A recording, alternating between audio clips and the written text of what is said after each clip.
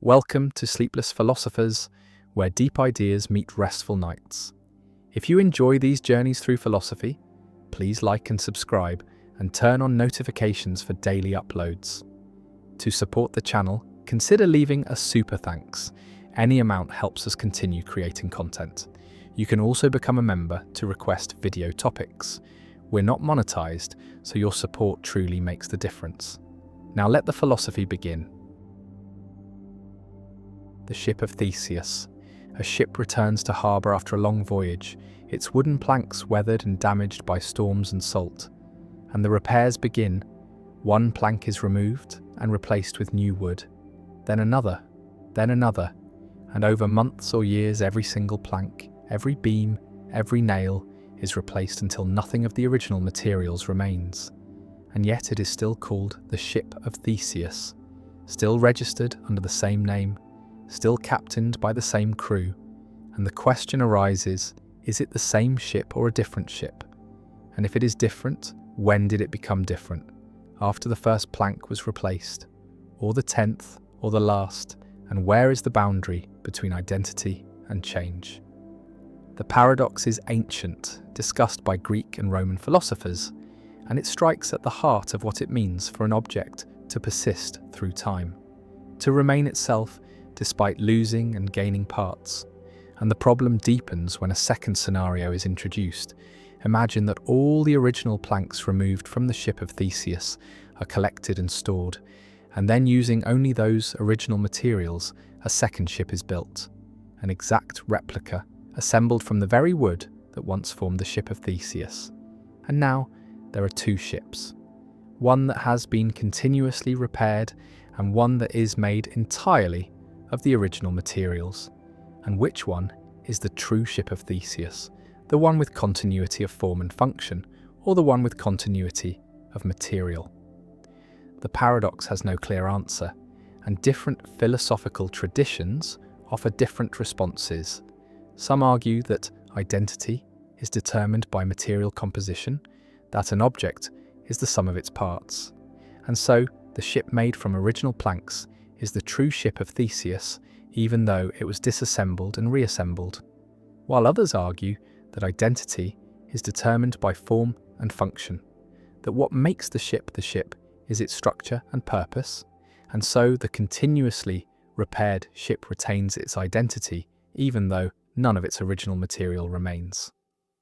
Still others suggest that identity is conventional, a matter of social agreement and practical convenience, that there is no objective fact about which ship is the real ship of Theseus, only a question of what we choose to call it based on our needs and conventions.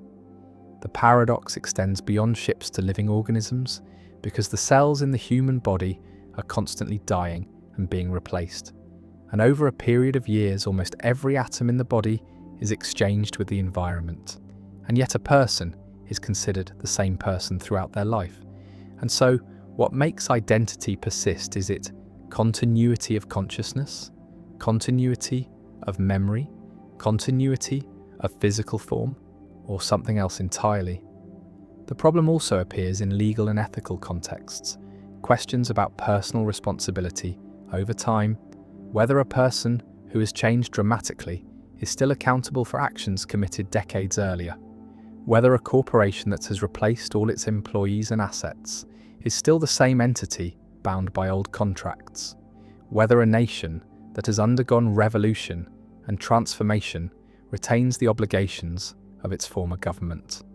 Some philosophers embrace a four-dimensionalist view, arguing that objects are not three-dimensional things that persist through time, but four-dimensional space-time worms, extended through time as well as space, and that what we call the ship of Theseus is really a temporally extended object, a continuous path through space-time, and the question of identity becomes a question of how we slice that four-dimensional object into temporal parts. Others reject this view, insisting that objects exist wholly at each moment, that the ship of Theseus at one time is numerically identical to the ship of Theseus at another time, if there is the right kind of continuity between them, though what counts as the right kind of continuity remains disputed. The ship of Theseus paradox remains unsolved, a puzzle that philosophy has examined for over 2 millennia without reaching consensus. And it stands as a reminder that identity, persistence, and change are not as straightforward as they seem, that the question of what makes something the same thing over time is one of the deepest and most difficult in metaphysics, and that the world we navigate, full of objects and people and institutions that seem to endure, may be far more fluid and ambiguous than common sense suggests. The Sleeping Beauty problem. A woman volunteers for an unusual experiment in probability and subjective credence, an experiment that will test how she should reason about her own situation when her memory has been manipulated. And the setup is as follows. On Sunday she's put to sleep, and a fair coin is flipped. If the coin lands heads, she is awakened on Monday, interviewed briefly, and then the experiment ends. But if the coin lands tails, she is awakened on Monday, interviewed, given a drug that erases her memory of the Monday awakening, put back to sleep, awakened again on Tuesday, interviewed again, and then the experiment ends. And the crucial feature is that whenever she is awakened, she cannot tell whether it is Monday or Tuesday, cannot tell whether the coin landed heads or tails. She knows only that she is awake and being interviewed. And the question posed to philosophers and decision theorists is this: when Sleeping Beauty is awakened and interviewed, what should her credence be that the coin landed heads? What probability should she assign to heads given her situation and her knowledge? The problem divides respondents into 2 camps, the halfers and the thirders, and each position has compelling arguments. Yet they reach opposite conclusions, creating a paradox that reveals deep tensions in how we think about probability, information, and self-locating belief. The halfers argue that Sleeping Beauty should maintain her prior credence of 1/2, because the coin is fair and nothing she learns upon awakening provides evidence about how it landed. She knew before the experiment that she would be awakened at least once, and being awakened is guaranteed regardless of the coin outcome, and so the awakening provides no new information, no reason to update her probability, and therefore she should stick with 1/2. And this reasoning seems straightforward, seems to respect the principle that probabilities should only change when new evidence is acquired, and being awakened is not new evidence because it was certain to happen.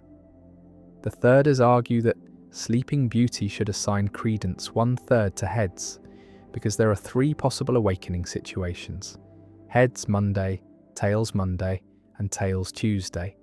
And from her perspective, upon awakening, these 3 situations are indistinguishable. She cannot tell which one she is in, and by a principle of indifference among indistinguishable possibilities, she should assign equal probability to each, 1/3 to each. And since heads corresponds to only one of these situations, heads Monday, while tails corresponds to 2, tails Monday and tails Tuesday, her credence in heads should be 1/3, and her credence in tails should be 2/3. And this reasoning seems to respect the information that if the coin landed tails, she is twice as likely to be awakened, that her current awakening is more probable under tails than under heads. And this should shift her credence toward tails. The disagreement between halfers and thirders reflects a deeper question about what credences represent and how they should be updated. Halfers tend to interpret credence as tracking objective chance, the physical probability of the coin flip, which is 1/2 and does not change based on Sleeping Beauty's subjective situation, while thirders interpret credence as tracking epistemic probability, the rational degree of belief given all available information, including self-locating information. And from this perspective, Sleeping Beauty's situation upon awakening is evidence that favours tails, because tails generates more awakenings and therefore more situations in which she finds herself awakened and uncertain. The problem becomes more vivid when decision-theoretic stakes are introduced. Suppose Sleeping Beauty is offered a bet each time she is awakened, a bet that pays if heads and costs if tails, and she must decide whether to accept. And now the question is what odds she should demand to make the bet fair, and halfers say she should demand even odds, 1-to-1, because the coin is fair, while thirders say she should demand 2-to-1 odds in favour of tails, because she is more likely to be betting in a tails scenario where she will lose. And when the bet is actually offered and payoffs are calculated, the thirder strategy performs better, winning more money on average. And this seems to vindicate the thirder position, to show that 1/3 is the correct credence for guiding decisions. Yet halfers respond that this merely shows a difference between epistemic credence and decision-making strategy, that the correct probability of heads is still 1/2, even if the correct betting strategy involves different odds. The Sleeping Beauty problem also raises questions about the reference class problem, the question of which group of situations Sleeping Beauty should consider herself a random member of. Should she think of herself as randomly selected from the set of coin flips, in which case heads and tails are equally likely, or should she think of herself as randomly selected from the set of awakening events, in which case tails is twice as likely, and different reference classes lead to different probabilities, and there is no obviously correct way to choose between them. The problem connects to issues about personal identity and indexical information, information about who or when or where you are, because Sleeping Beauty, upon awakening, does not learn any new dicto information, any new information about how the world is. She already knew that she would be awakened at least once, but she does gain new desi information. New information about which temporal slice of herself she currently is. New information about her location in time. And the question is whether this indexical information should change her credences, whether learning that you're currently experiencing an awakening provides evidence about the coin, even if you knew that you would experience at least one awakening. Some philosophers propose middle positions, arguing that different notions of probability are at play, and that the halfer and thirder answers are both correct relative to different interpretive frameworks, or that the question is underspecified and cannot be answered without further stipulations about what is being asked. But these conciliatory approaches satisfy neither halfers nor thirders, each of whom believes their answer is the uniquely correct one. The problem has spawned an enormous literature, with variants and extensions testing different aspects of the puzzle, versions with different probabilities for the coin, versions with different numbers of awakenings, versions where Sleeping Beauty is told what day it is, and each variant sharpens the intuitions or reveals new complications, and the debate shows no signs of resolution. Conferences are held, papers are written, arguments are refined, and the community remains divided. And this persistence suggests that the Sleeping Beauty problem may not have a single correct answer, may instead reveal an ambiguity or indeterminacy in the concept of rational credence, a place where our intuitions pull in different directions, and no amount of formalization fully captures what is at stake. Sleeping Beauty lies in the laboratory, awakened and interviewed, uncertain whether it is Monday or Tuesday, uncertain whether the coin landed heads or tails, and she must assign a probability, must decide what to believe. And the philosophers watching cannot agree on what she should say, cannot agree on whether her credence should be 1/2 or 1/3, and the experiment continues. The coin is flipped again and again. Sleeping Beauty is awakened and interviewed again and again, and the paradox persists, a puzzle that seems simple, a question about a coin flip and some awakenings, yet contains within it deep disagreements about probability, evidence, identity, and the nature of rational belief. And no solution has won consensus, no argument has settled the debate, and Sleeping Beauty remains caught between halfers and thirders, between two ways of understanding her situation, two ways of reasoning about uncertainty, and perhaps there is no fact of the matter, no correct answer, only different frameworks that give different results. And the choice between them reflects philosophical commitments rather than mathematical necessity, and the problem endures, a touchstone in debates about probability, a puzzle that refuses to be solved, a question that generates endless discussion, yet no agreement, and Sleeping Beauty wakes and wonders, and assigns her credence, and the debate continues, without end, without resolution, a permanent fixture in the landscape of philosophical paradoxes. The St. Petersburg Paradox. A casino offers a game with a simple rule. A fair coin is flipped repeatedly until it lands tails, and the player receives a payout that depends on the number of flips. If tails appears on the first flip, the payout is $2. If tails appears on the second flip, the payout is $4. If on the third flip, $8, and so on, doubling with each additional flip. And the question posed by the mathematician Daniel Bernoulli in 1738 is this: how much should a rational person be willing to pay this game? What is the fair price for a ticket? And the expected value calculation gives a shocking answer. The expected value is infinite, because the probability of tails appearing on the first flip is 1/2, and the payout is $2, contributing $1 to the expected value, and the probability of tails appearing on the second flip is 1/4, and the payout is $4, contributing another $1, and this pattern continues forever, each outcome contributing $1 to the expected value. And since there are infinitely many outcomes, the expected value is infinite. And yet no reasonable person would pay a large sum to play this game, let alone an infinite amount. And this gap between the infinite expected value and the finite amount people are actually willing to pay is the St. Petersburg Paradox, a puzzle that challenged the theory that rational agents maximize expected value and led to the development of expected utility theory and the concept of diminishing marginal utility. The paradox reveals that expected value, calculated as the sum of each outcome's value multiplied by its probability, may not be the appropriate guide for decision-making, because expected value treats dollars linearly, assumes that $10 is worth exactly 10 times as much as $1, and that $1 million is worth exactly 1 million times as much. But this does not capture how people actually value money. For most people, the value of money exhibits diminishing marginal utility. The first dollar is worth more in terms of welfare than the second dollar, which is worth more than the third, and so on. And $1 million does not provide 1 million times as much satisfaction as $1. And when utility, rather than dollar value, is used to calculate expectations, the St. Petersburg Paradox can be resolved.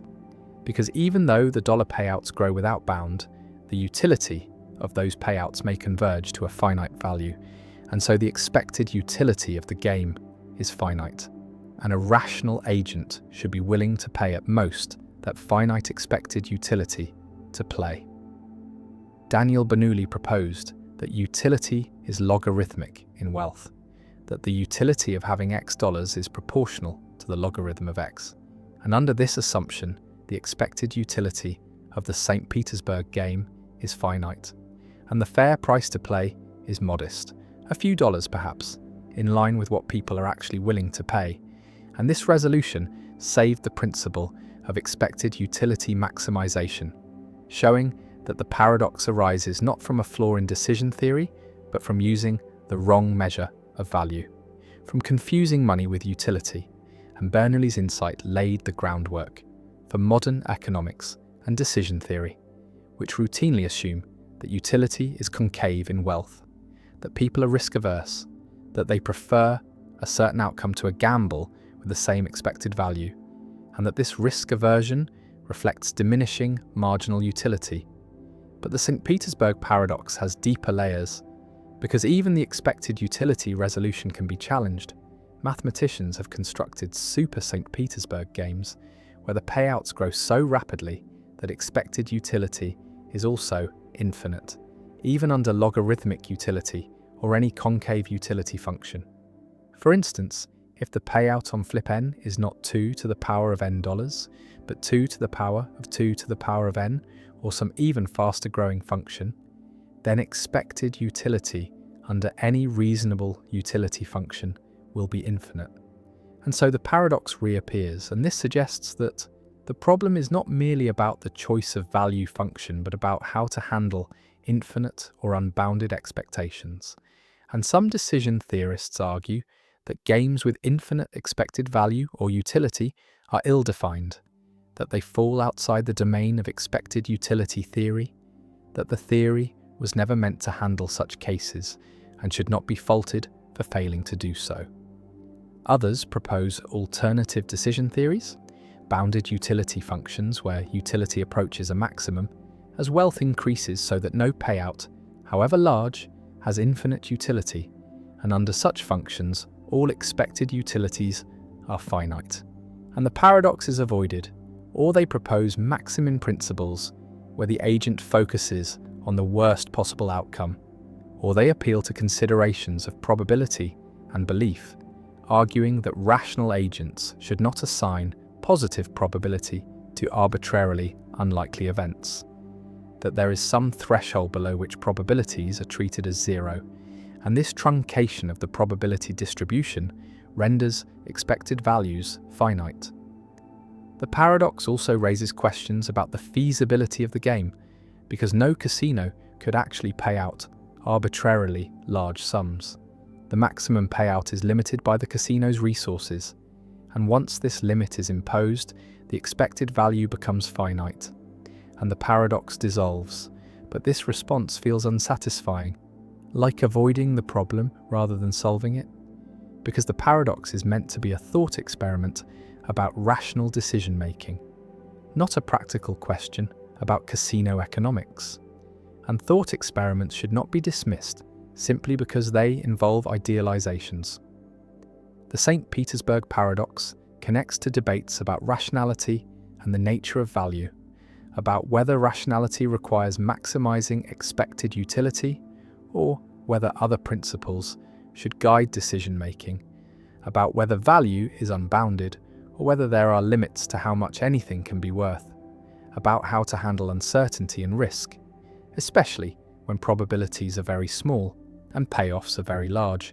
And these questions have implications far beyond gambling, for insurance, for investment, for policy decisions involving catastrophic risks like pandemics or asteroid impacts, where the probabilities are tiny, but the potential costs or benefits are enormous. And the paradox shows that expected value reasoning can give counterintuitive or unhelpful guidance in such cases, that we may need other frameworks, other ways of thinking about decision-making under extreme uncertainty. The coin is flipped, tails appears eventually, the game ends, the payout is made, and the player receives some finite amount, usually small, rarely large, almost never enormous, and the expected value calculated before the game began was infinite. But this infinity is never realized, never paid out, never experienced, and so the paradox asks whether infinite expected value is meaningful, whether it should guide decisions, whether a rational agent should treat an infinite expectation differently from a very large finite one.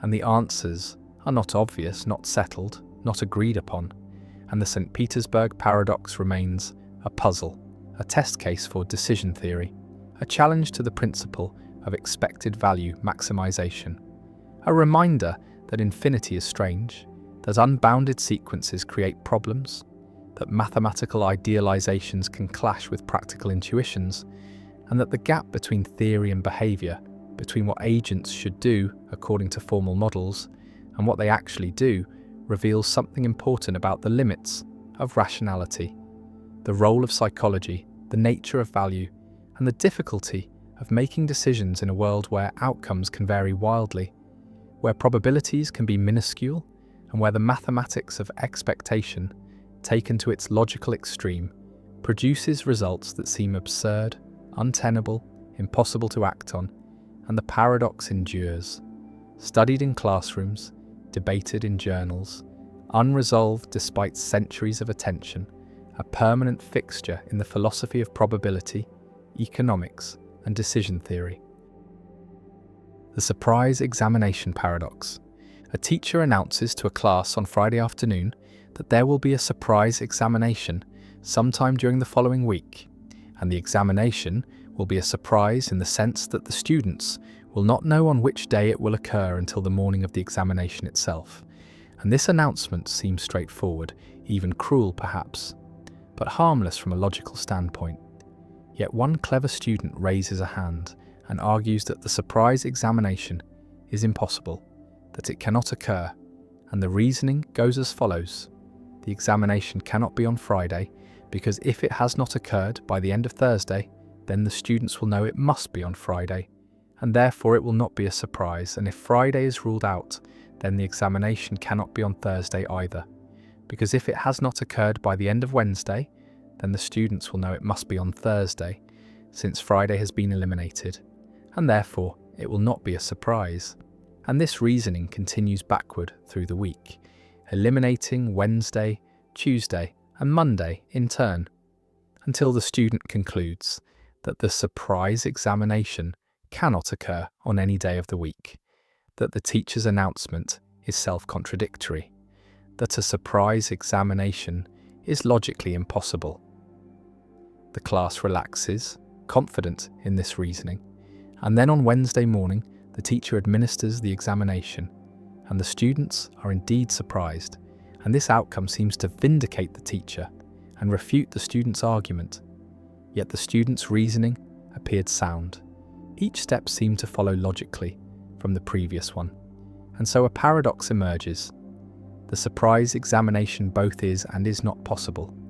The student's proof that it cannot occur is seemingly valid, yet the examination does occur and is genuinely surprising, and philosophers and logicians have puzzled over this paradox for decades, proposing various resolutions but reaching no consensus.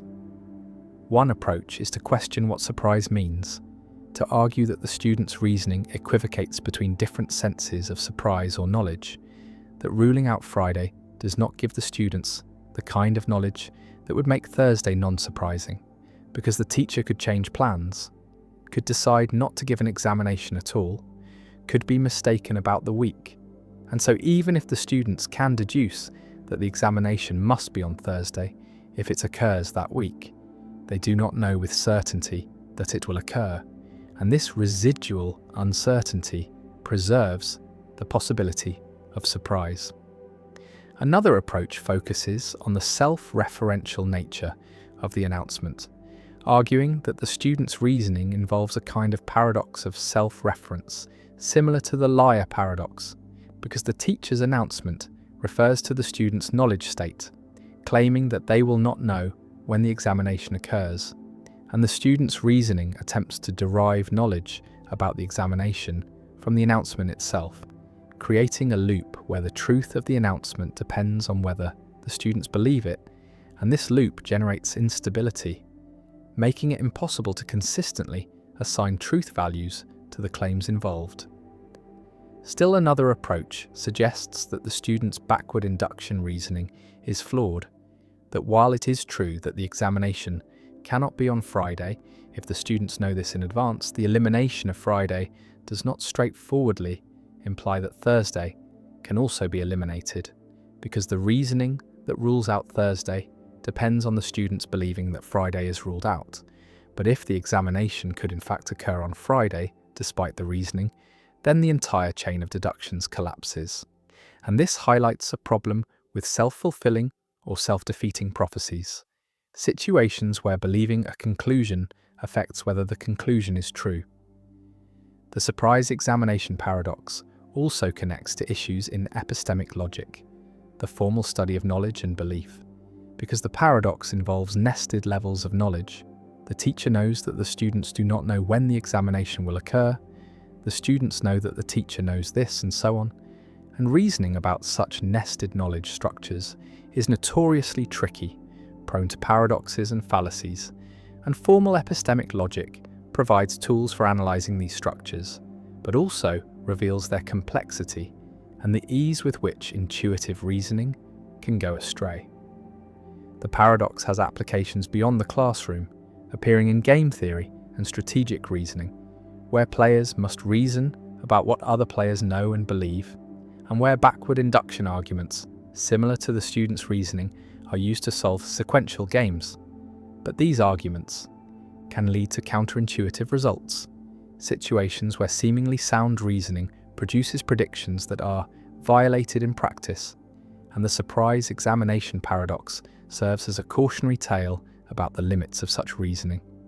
The paradox also raises questions about the nature of surprise itself, whether surprise is a psychological state, a relation between expectations and events, or a logical property of statements and situations, and whether it is coherent to announce in advance that something will be surprising, because the act of announcing seems to undermine the surprise, yet in practice, surprise examinations do occur and are surprising, and so perhaps surprise is not as fragile as the student's reasoning suggests.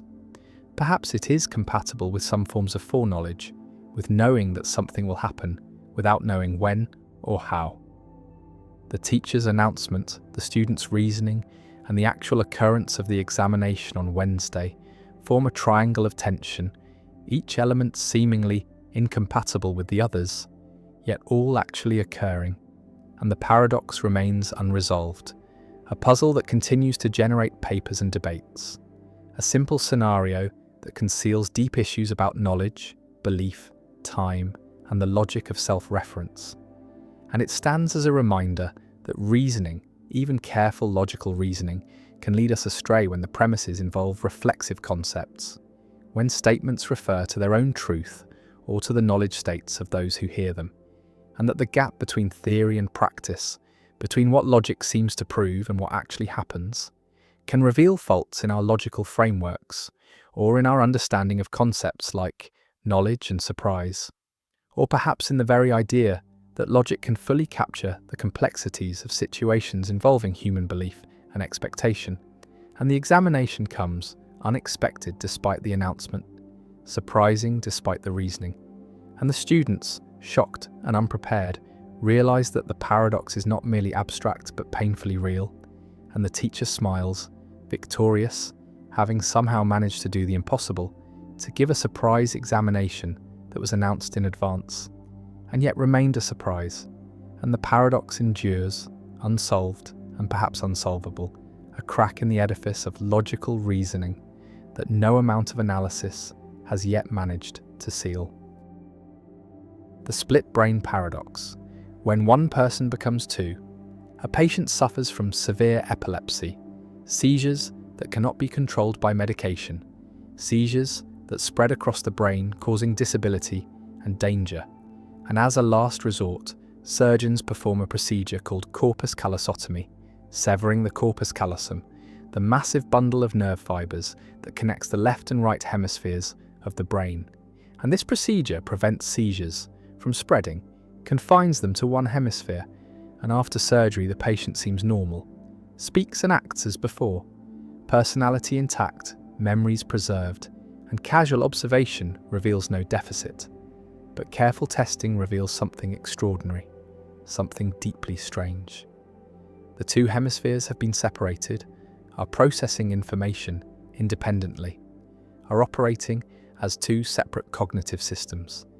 And in certain experimental conditions, the hemispheres appear to have different perceptions, different knowledge, different intentions, and the patient, who was one person with one unified consciousness, before surgery now seems to be two persons, two separate centers of awareness inhabiting a single body, and this is the split brain paradox, a puzzle about personal identity, about the unity of consciousness, about whether consciousness is divisible, and about what counts as a person, and the phenomenon, discovered and studied extensively by Roger Sperry and Michael Gazzaniga, challenges our assumptions about the self, about the unity of the mind, and about whether consciousness is necessarily singular or could be plural within a single brain.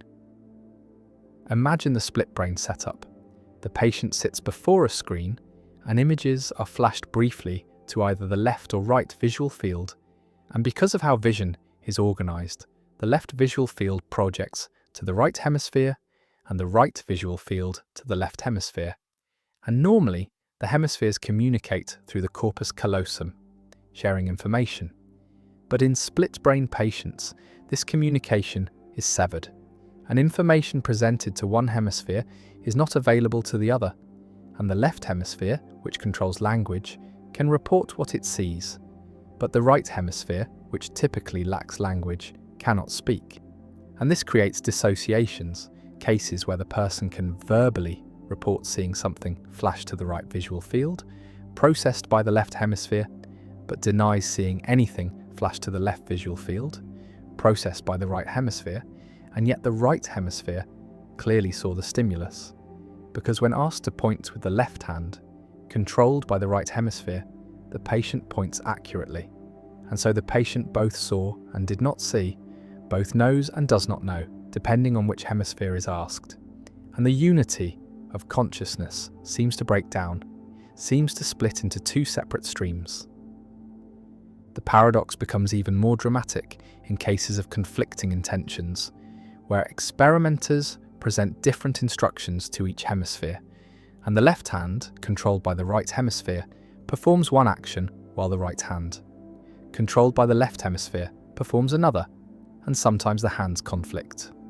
One hand buttoning a shirt while the other unbuttons it, one hand reaching for an object while the other pushes it away, and the patient reports frustration, reports feeling as if the left hand has a mind of its own, is acting independently, and the verbal left hemisphere confabulates explanations, invents reasons for the left hand's actions, reasons that are false because the left hemisphere does not know what the right hemisphere is doing, does not have access to its intentions. And these cases suggest that split-brain patients are not one person, but two persons. Two separate conscious agents inhabiting one body, each with their own perceptions, their own knowledge, their own goals, and the philosophical question is whether this is correct, whether splitting the brain splits the person, whether consciousness is divisible, whether personal identity can survive such division. Visualize consciousness before and after the surgery. Before surgery, there is one unified consciousness, one stream of awareness, experiences from both hemispheres integrated, and after surgery, this unity is broken. Each hemisphere processes information separately, and the question is whether there are now two consciousnesses, two subjects of experience, or whether there is still one consciousness that has become disconnected from some information, and different philosophers give different answers. Some argue that split-brain patients become two persons, that severing the corpus callosum creates two centers of consciousness, where there was one, and others argue that the patient remains one person, but with a divided consciousness, a consciousness that is no longer unified. And still others argue that consciousness remains unified, but access to information is divided, and the hemispheres are like modules within one consciousness rather than separate consciousnesses. The split-brain paradox raises questions about the relationship between unity and consciousness, about whether consciousness is essentially unified or whether it could be divided or plural. And normal consciousness feels unified, feels like there is one subject experiencing everything, one perspective from which the world is viewed, and split-brain cases challenge this unity, suggest that consciousness could be less unified than it seems, could be divided into separate streams that normally communicate but could operate independently. And this has implications for understanding the self, for whether the self is a unified entity or a collection of parts, for whether personal identity requires unity of consciousness or could survive division. One response to the paradox denies that split-brain patients become two persons, argues that the left hemisphere, the language-dominant hemisphere, is the person, is the locus of consciousness and self-awareness, and the right hemisphere, while capable of processing information and guiding behavior, lacks the higher-order thought and self-awareness that constitute personhood. And so the patient remains one person, the left hemisphere person, and the right hemisphere is more like an unconscious module that influences behavior without being a separate conscious agent.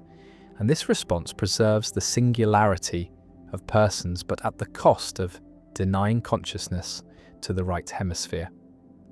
Another response accepts that split-brain patients become two persons, accepts that there are two centers of consciousness after surgery, two subjects of experience, and argues that personal identity is not preserved through brain bisection, that splitting the brain creates two persons from one, and these two persons share a body, share a past, but are distinct in the present, have different experiences, different knowledge, and this response takes the split brain evidence seriously, treats the hemispheres as separate conscious systems, but faces the challenge of explaining how two persons can inhabit one body, how they coordinate, and whether one has priority over the other. A third response appeals to degrees of unity, argues that consciousness is not all or nothing unified, but comes in degrees, and split-brain patients have less unified consciousness than normal people, but are not completely divided, are somewhere between one person and two, and unity of consciousness is a spectrum, and split-brain patients are toward the divided end. And this response avoids the binary choice between one person and two, allows for partial division, for consciousness that is neither fully unified nor fully separate. And this seems to fit the evidence better, fits the fact that split-brain patients seem mostly normal, seem like one person most of the time, but show signs of division in specific experimental conditions. The split-brain paradox also connects to debates about personal identity over time, about what makes you the same person you were yesterday, about whether personal identity requires psychological continuity, and split-brain cases are like thought experiments about fission made real, are actual cases where one person seems to become two, and philosophers have long debated fission cases, cases where a person's brain is divided and placed in two bodies, and asked whether the original person survives, and if so, which resulting person is the original. And split-brain surgery is a partial realization of this scenario, does not create two separate bodies, but does create two separate information processing systems, and the philosophical puzzles about fission apply to split-brain cases, puzzles about identity, about survival, about what matters in personal existence. The patient lives with split brain, navigates the world, seems normal to observers, and most of the time, the two hemispheres cooperate through shared subcortical structures, through behavioral coordination, through learned patterns, and the division is not apparent. But in the laboratory, under controlled conditions, the split emerges. The two hemispheres reveal their independence, and the paradox appears: one person or two, unified or divided, single consciousness or dual, and the answer remains disputed, remains unclear, and the split-brain paradox endures as one of the most fascinating and philosophically significant phenomena in neuroscience, a real-world case that challenges our understanding of consciousness, of unity, of personal identity, and of what it means to be one person rather than many. And the severed corpus callosum sits there, two hemispheres separated, and the question persists: is this one mind or two? And the paradox remains unsolved, perhaps unsolvable, a permanent puzzle about the nature of self and consciousness. The Swampman Paradox. Lightning strikes a swamp, and in that instant a man walking through the marsh is vaporized, his body reduced to scattered atoms. And by an extraordinary coincidence, the same lightning strike rearranges nearby organic matter into an exact duplicate of the man, molecule for molecule, synapse for synapse, every memory and personality trait perfectly replicated by chance. And this duplicate, called Swampman by philosopher Donald Davidson, who devised the thought experiment, opens his eyes and continues walking, unaware that anything has happened, believing himself to be the man who entered the swamp moments before. The question that follows is unsettling. Is Swampman the same person as the man who was destroyed? And if not, then what is he? Does he have thoughts, beliefs, desires? Or are his internal states merely physical patterns that resemble mental states without actually being mental states? And this paradox strikes at theories of meaning, content, and personal identity, revealing tensions between physical and historical criteria for mental properties.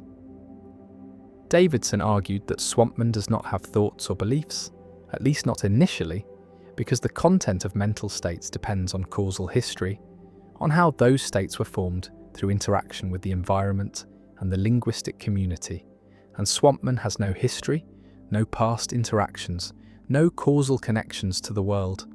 His brain states are physically identical to the original man's, but they lack the historical grounding that gives those states their meaning. And so when Swampman seems to think about his wife, he is not actually thinking about anyone, because his internal states have no reference, no connection to the people and things they superficially resemble.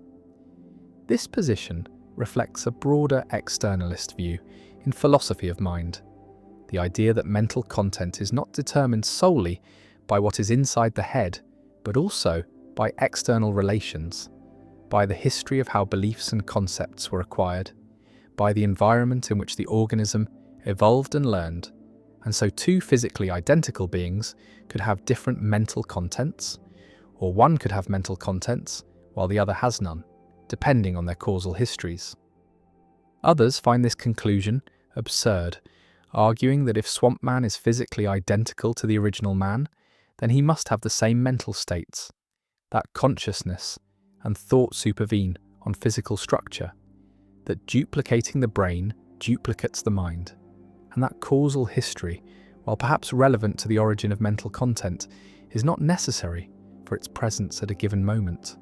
And so Swampman thinks and believes and desires just as the original man did, and any theory that denies this is privileging abstract historical facts over concrete present reality. The Swampman paradox also raises questions about personal identity. If Swampman is not the original man, then he is a distinct person who happens to have identical memories and personality, but those memories are false. They are not his memories because he did not live through the events they seem to record. He came into existence mere seconds ago with a fabricated past, and yet, from the inside, from Swampman's perspective, everything feels continuous and real, and he has no way of discovering the truth about his origins. And this suggests that memory and subjective continuity may be insufficient for personal identity. That being the same person requires some kind of physical or causal continuity that Swampman lacks. The paradox connects to debates about functionalism in philosophy of mind, the view that mental states are defined by their functional roles, by what they do and how they interact with other states, rather than by their physical composition or history. And functionalism seems to imply that Swampman does have mental states because his brain plays the same functional roles as the original man's brain, and yet this conflicts with externalist intuitions about content. The Swampman thought experiment has been used to explore issues in semantics, the philosophy of language, and theories of reference, showing that our ordinary assumptions about meaning and thought are more complex and fragile than they appear, that the relationship between words and world, between inner states and outer reality, is mediated by history and causation in ways that a snapshot of physical structure cannot capture. Swampman walks through the swamp, indistinguishable from the man who died, living a life that feels real, engaging in actions that seem meaningful, and yet, according to some theories, he is hollow, a zombie of sorts, a being without genuine content, without real thoughts, a perfect imitation of a person who is not quite a person, and the paradox lingers as a question about what makes mental states meaningful, what grounds reference and belief, and whether the inside of the mind is sufficient to constitute a mind, or whether minds require roots in history, connections to the world, threads of causation that link present thoughts to past experiences in ways that brute physical similarity cannot replace. The transfer principle. Paradox when powerlessness spreads like a virus. A philosopher constructs a principle about power and control, about what things are and are not within our ability to affect.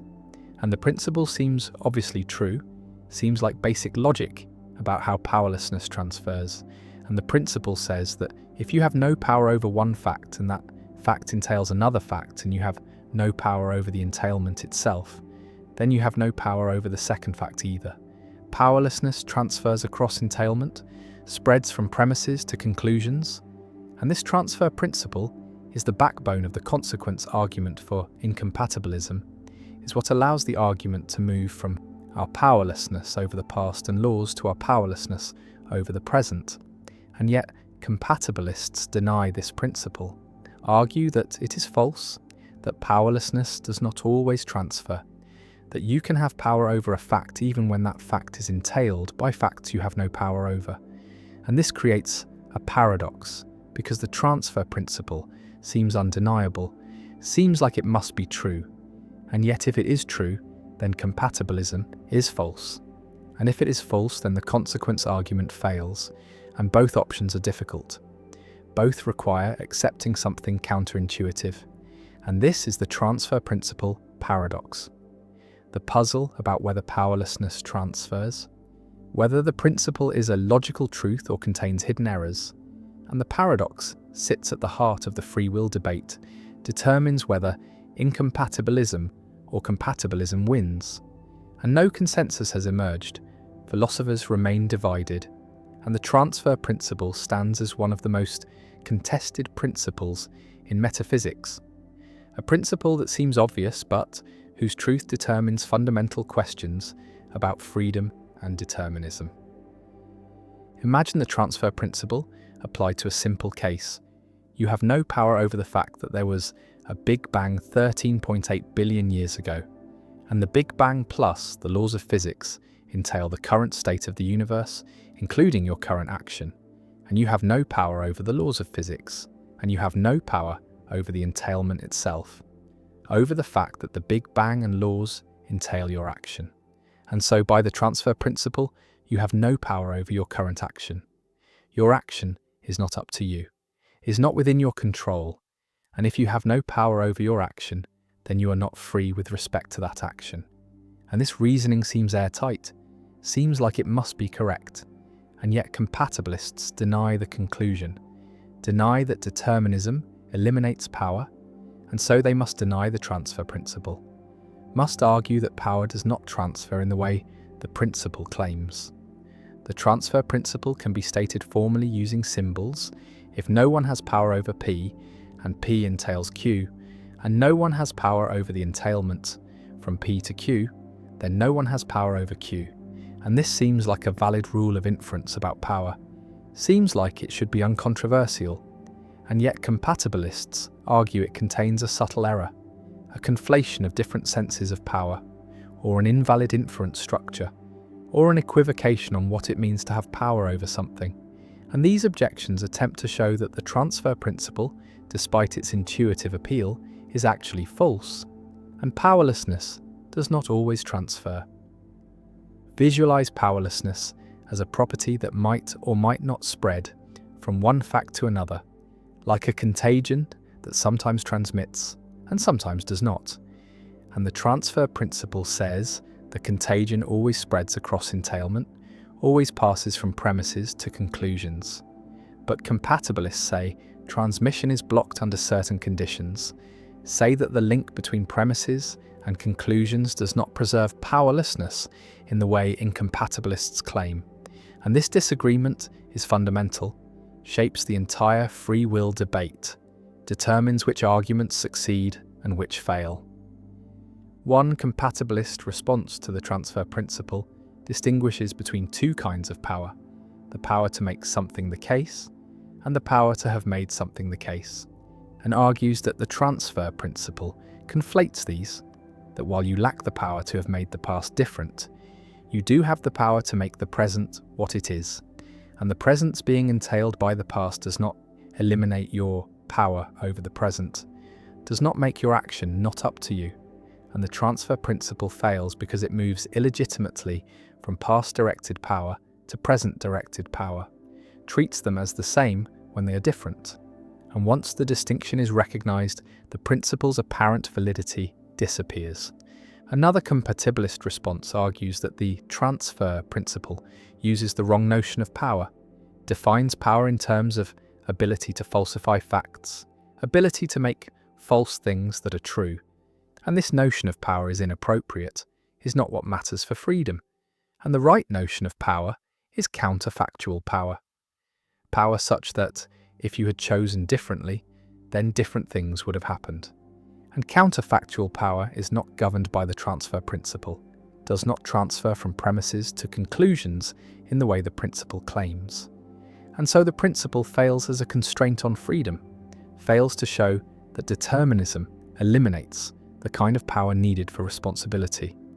A third compatibilist response accepts the transfer principle for some inferences but denies it for others, argues that the principle is valid in some contexts but invalid in others, and the contexts where it fails are precisely the contexts involving agency and choice, contexts where the agent is part of the causal chain between past and present, and in these contexts the agent's involvement blocks transfer, prevents powerlessness from spreading from past to present, and the transfer principle is not a universal logical truth, but a context-sensitive inference rule that admits exceptions.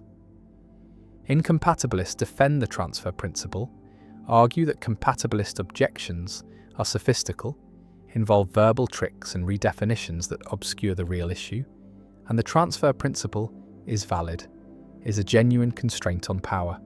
And if you have no power over the past and laws, then you have no power over anything entailed by them.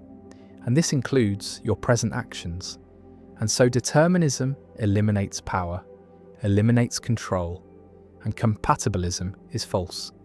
And the transfer principle stands as a cornerstone of incompatibilist arguments, a principle that compatibilists cannot successfully reject without abandoning common sense about how powerlessness works. The debate over the transfer principle has generated enormous technical literature, philosophers constructing formal versions of the principle in modal logic, testing it against various cases, proposing refinements and modifications, and no consensus has emerged, and the debate reveals deep disagreements about the nature of power, about what it means to have something be up to you, about whether power is a metaphysical notion or an epistemic notion. And these disagreements shape views about free will, about whether compatibilism or incompatibilism is correct. The transfer principle also connects to debates about counterfactuals, about what would have happened if things had been different, because compatibilists often appeal to counterfactuals to explain power, say that you have power over your action because if you'd chosen differently, you would have acted differently. And incompatibilists respond that these counterfactuals do not show genuine power. Because the antecedent is impossible given determinism, you could not have chosen differently given the past and laws, and so the counterfactuals are vacuous, and compatibilist power is illusory, and the transfer principle makes this explicit, shows that compatibilist power is not real power because it is entailed by facts you have no power over. The principle stands at the centre of the free will debate, determines whether the consequence argument succeeds, whether incompatibilism is established, whether determinism is compatible with freedom, and both sides have powerful arguments. Both can make their case seem compelling, and the stalemate persists, and perhaps this reflects something deep.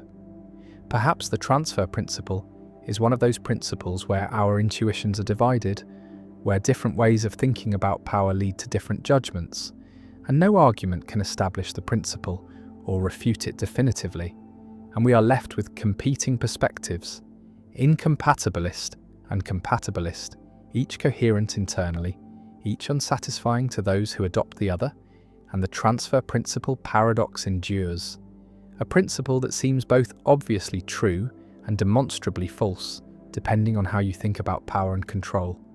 And the paradox remains unresolved, remains central to debates about free will, and powerlessness spreads or does not spread, transfers or is blocked, and which answer is correct determines whether we are free, and the transfer principle stands, controversial and crucial, a principle whose truth or falsity shapes fundamental metaphysical questions about agency and determinism. The waterfall illusion, when staring at motion, makes stillness move. A person stands before a waterfall, watches the water cascade downward continuously, stares at the flowing water for several minutes, and then looks away, looks at the rocks beside the waterfall, and something strange happens. The rocks appear to move upward, appear to flow in the opposite direction from the water, even though the rocks are stationary, are not moving at all, and this upward motion is vivid, is compelling, lasts for several seconds before fading, and this is the waterfall illusion, also called the motion after effect, a phenomenon where prolonged viewing of motion in one direction causes stationary objects to appear to move in the opposite direction, and the illusion reveals something fundamental about how the visual system encodes motion. Reveals that motion perception involves opponent processes, involves neurons tuned to opposite directions that inhibit each other, and adaptation occurs.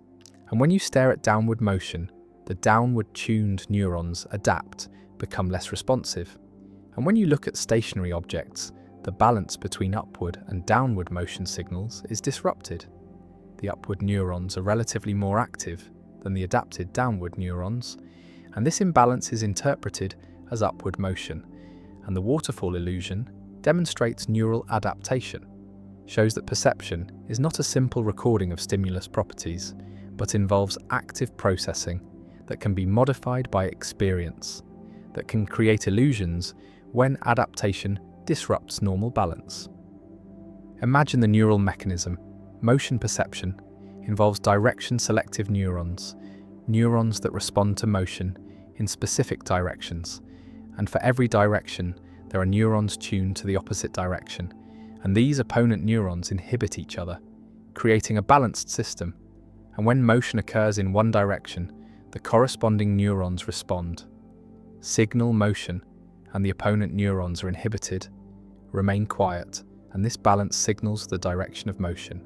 But when you stare at motion continuously, the responding neurons adapt, fire less strongly due to prolonged activation.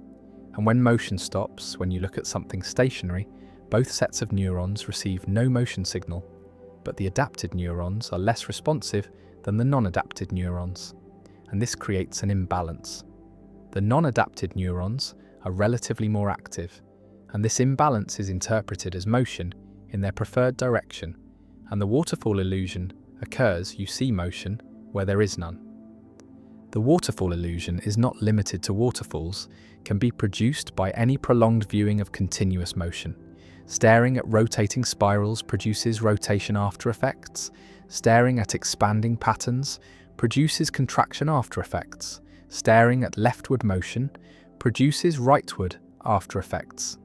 And the phenomenon is robust, is easy to demonstrate, can be experienced by anyone willing to stare at motion for a minute or two, and neuroscientists have studied the illusion extensively, have identified the neural mechanisms, have shown that adaptation occurs in early visual cortex, in areas like V1 and MT that process motion, and the illusion provides a window into neural processing, provides evidence for opponent mechanisms, for adaptation, for the neural basis of motion perception. Visualize the waterfall illusion as revealing that perception is relative, is based on comparisons, and motion is detected not as absolute velocity, but as a difference between signals from direction-selective neurons, and adaptation shifts the baseline, changes what counts as balanced, and after adaptation, stillness looks like motion, because the adapted system interprets stillness as imbalance. And this relativity is a feature, not a bug, is how the system efficiently encodes information, maintains sensitivity across a wide range of motion speeds by adjusting its response properties through adaptation. And the waterfall illusion is a side effect, a case where adaptation produces illusion. But the mechanism is the same mechanism that normally allows accurate motion perception in varying conditions. The waterfall illusion also has implications for understanding consciousness and qualia, because the motion you perceive in the illusion is phenomenologically real, is indistinguishable from real motion in terms of subjective experience. You really see the rocks moving, really experience motion, and yet no motion occurred, no physical movement in the stimulus. And this shows that conscious experiences are neural states, are patterns of brain activity that can be triggered by stimulation or by adaptation or by hallucination, and the content of experience does not uniquely determine its cause. The same experience can arise from different sources, and this supports the view that consciousness is a brain process, that experiences are states of the neural system rather than properties of external objects. And the waterfall illusion makes this vivid, shows that motion experience can exist without motion in the world. One philosophical implication concerns the reliability of perception, because if adaptation can cause illusions, can make you see motion where there is none, then how can we trust perception? How can we rely on sensory experience as a source of knowledge? And the answer is that we trust perception in context. We recognize that under normal conditions, perception is reliable, and unusual conditions like prolonged staring at motion are unusual, create temporary disruptions, and we can identify these conditions, can recognize when perception is likely to be distorted, and the waterfall illusion is understood, is explained, is known to be illusory, and this knowledge itself comes from perception, from observing that rocks do not actually move, from comparing experience to reality, and perception self-corrects, is reliable overall, even when occasionally producing illusions.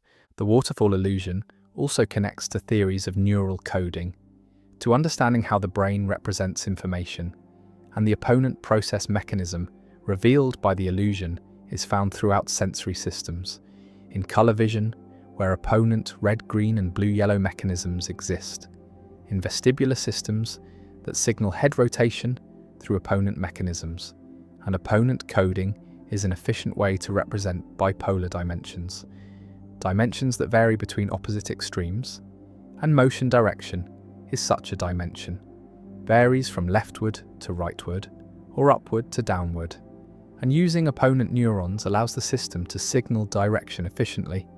An adaptation is a natural consequence of this coding scheme, is how the system maintains sensitivity and adjusts to prevailing conditions.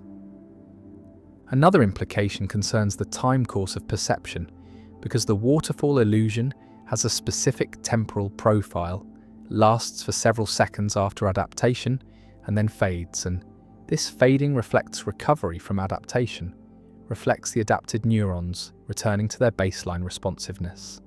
And the time course reveals the dynamics of neural adaptation, reveals how quickly neurons adapt and how quickly they recover. And studying the waterfall illusion has provided quantitative data on adaptation rates, on recovery times, on the relationship between adaptation duration and after-effect strength. And this data constrains models of visual processing, provides benchmarks that models must match. The person stands beside the waterfall, looks away at the cliff face, and the rocks rise, flow upward in apparent motion, and nothing moves, but the person's perception moves. Reflects the adapted state of motion detectors, reflects the neural imbalance created by prolonged viewing of downward flow, and the illusion fades and the rocks become still, and adaptation recovers, and balance is restored, and the waterfall illusion remains one of the most famous demonstrations in perceptual psychology, a phenomenon that reveals neural mechanisms, that shows adaptation, that illustrates opponent processes, that demonstrates the constructed nature of motion perception. And the illusion endures, simple to produce, robust in effect, profound in implication, showing that perception is not passive reception, but is active processing, is a system that adapts, that responds to its history, that can be fooled, but that normally works accurately. And the waterfall flows, and the rocks appear to rise, and the brain reveals its mechanisms through this beautiful, compelling illusion. The temporal loop paradox. Time travel narratives often stumble into a peculiar trap, one where causation forms a perfect circle with no discernible beginning, and this is the temporal loop paradox, a scenario where events cause themselves through the mechanism of time travel, creating a chain of causation that has no origin outside the loop itself. Imagine a scientist who receives a mysterious package containing detailed blueprints for a time machine, blueprints that are far beyond anything current science could produce, and the scientist follows these instructions exactly, building the machine over many years, and once it is complete they use it to travel back in time to their younger self, where they mail the very same blueprints that they received decades earlier, and so the blueprints travel from future to past in an endless cycle, created by no one, authored by no one, simply existing within the loop. The paradox is that the information has no source. It was never invented or discovered. It merely circulates through time, and the same pattern can apply to objects, people, or even entire chains of events, creating closed causal loops, where every event is both cause and effect, where nothing enters the loop from outside and nothing leaves, a self-contained system that violates the intuition that everything must have an origin, that causes must precede effects in a linear chain stretching back to some first cause. Some physicists argue that such loops are permitted by the equations of general relativity, which allow for closed time-like curves under certain exotic conditions, space-time paths that circle back on themselves so that travelling forward in time eventually brings you to your own past. And if such curves exist, then temporal loops are possible, strange but not contradictory. Others find the loops deeply troubling, a violation of the principle of sufficient reason, the idea that everything must have an explanation, that there must be a reason why the blueprints contain the information they do, but in a temporal loop, there is no reason, no explanation. The information simply is, trapped in eternal recurrence. The loop also raises questions about entropy and the second law of thermodynamics, which states that disorder always increases over time. Yet in a temporal loop, information or objects would circulate indefinitely, without decay, never accumulating errors, never losing coherence. And this seems to violate the fundamental arrow of time that thermodynamics imposes. Some theorists suggest that quantum mechanics might prevent such loops, that the probabilistic nature of quantum events would introduce small variations each time the loop repeats, causing the information to degrade over successive iterations until the loop breaks down, while others propose that consistency conditions might force the loop to be stable, that only perfectly self-consistent loops can exist, and any deviation would create contradictions that the universe does not permit. The temporal loop paradox differs from the predestination paradox in emphasis, where predestination focuses on the inevitability of events and the loss of free will. The temporal loop focuses on the absence of origins and the circular nature of causation.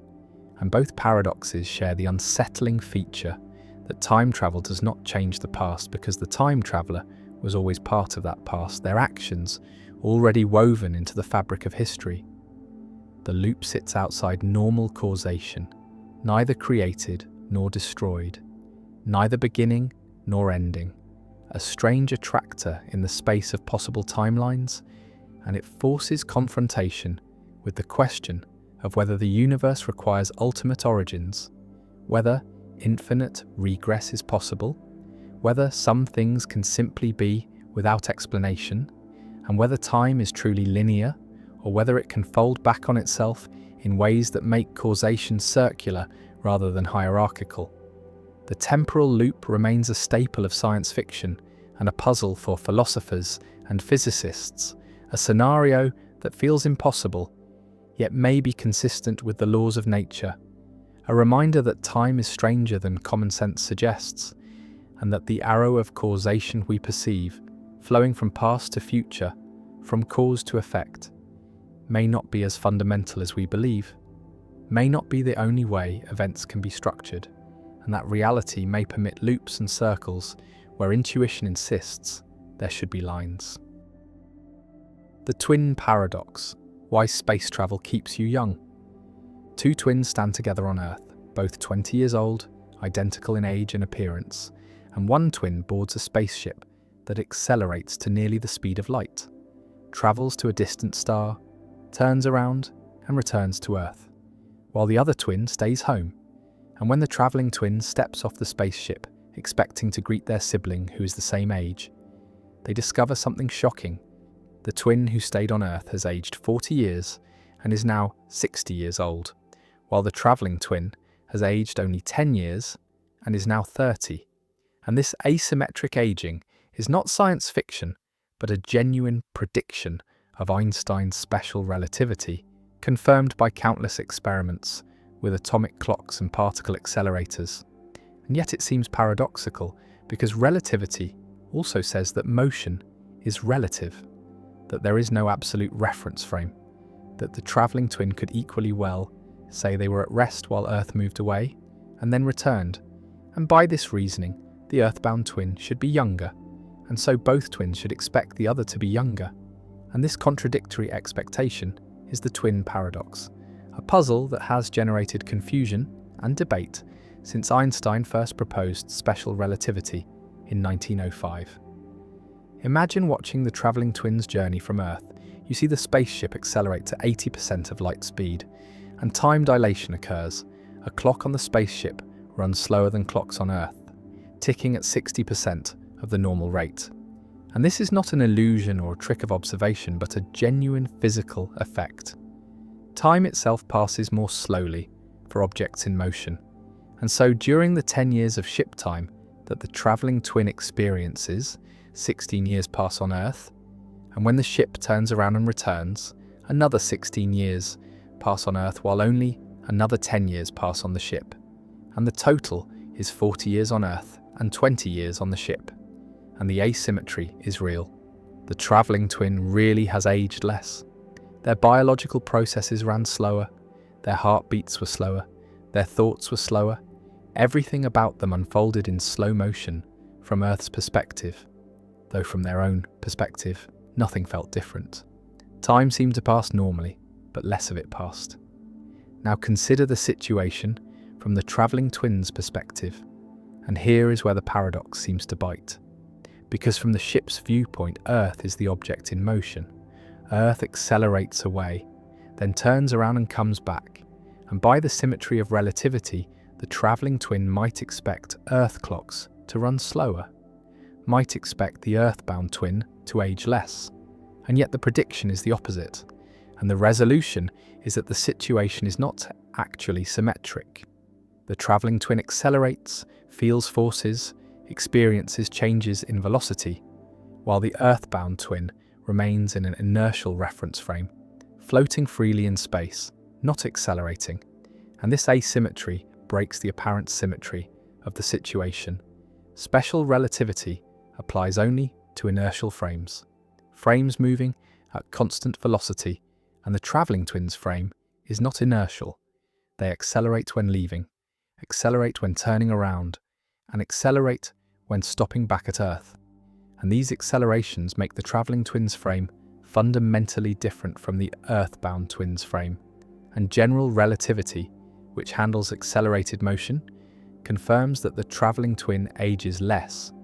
The accelerations cause additional time dilation effects that accumulate during the turnaround, and the overall result is that the travelling twin is younger. Visualize the journey on a space-time diagram. With time running vertically and space running horizontally, the Earthbound twins' world line is a straight vertical line, moving forward in time but not in space, while the travelling twins' world line is a bent path, going up and to the right as the ship travels away, then bending at the turnaround point, then going up and to the left as the ship returns. And the key insight is that in space-time, the proper time experienced by an observer, the time measured by their own clock, is the space-time interval along their world line. And this interval is maximised for straight paths and minimised for bent paths, exactly the opposite of spatial geometry, where straight lines are the shortest distance, And so the bent world line of the travelling twin corresponds to less elapsed time. They experience fewer years because their path through space-time is longer in space but shorter in time. And this is not a matter of perspective or coordinate choice, but a geometric fact about space-time, an invariant quantity that all observers agree on. The paradox has been tested experimentally, not with human twins, but with atomic clocks in the Hafele-Keating experiment. In 1971, atomic clocks were flown around the world on commercial airliners and compared with clocks that remained on the ground, and the flying clocks showed less elapsed time, exactly as relativity predicted. The effect was tiny, measured in nanoseconds, because the planes were slow compared to light speed, but it was measurable and confirmed the theory, and similar experiments have been done with clocks on satellites, with GPS systems which must account for time dilation to function accurately, with particles in accelerators whose lifetimes are extended by time dilation. And in every case, the predictions of relativity are confirmed. Moving clocks run slow, and the effect is real and cumulative. The twin paradox also raises questions about space travel and the possibility of reaching distant stars. Because time dilation means that from the perspective of travellers on a fast spaceship, the journey to a star 10 light-years away need not take 10 years. If the ship travels at 99% of light speed, the travellers experience only about 1.5 years of travel time. The distance contracts in their frame. They see the universe compressed along the direction of motion, and they cross the 10 light-years in a fraction of the time it would take at lower speeds, and so interstellar travel is theoretically possible within human lifetimes, at least from the traveller's perspective. Though when they arrive home, they will find that decades or centuries have passed on Earth, their friends and family aged or dead, and this asymmetry, while not a logical contradiction, creates a deep emotional and philosophical tension. The travellers experience only a few years, but return to a world that has moved on without them. Some people respond to the twin paradox by rejecting relativity, by insisting that time is absolute, that both twins must age the same amount, that the theory must be wrong. But this response ignores the overwhelming experimental evidence, the thousands of confirmations in particle physics, astrophysics, and technology. The fact that relativity is one of the most thoroughly tested theories in all of science, and the predictions have never failed. And so the paradox is not a refutation of relativity, but a counterintuitive consequence that we must accept. And the strangeness of the result reflects the strangeness of the universe, the fact that time and space are intertwined, that time is not absolute but relative, that duration depends on motion, and that the universe operates according to rules that defy everyday intuition. The twins stand together again, one young and one old, and the younger twin has travelled through space and time, has experienced the compression of years into months, has returned to find the future arrived, and the paradox is resolved. There is no contradiction, only an asymmetry. The travelling twin accelerated, and the earthbound twin did not. And this difference explains everything, makes the situation non-symmetric, removes the paradox, and yet the strangeness remains. The fact that time is not fixed, that motion affects aging, that twins can end up different ages by taking different paths through space-time.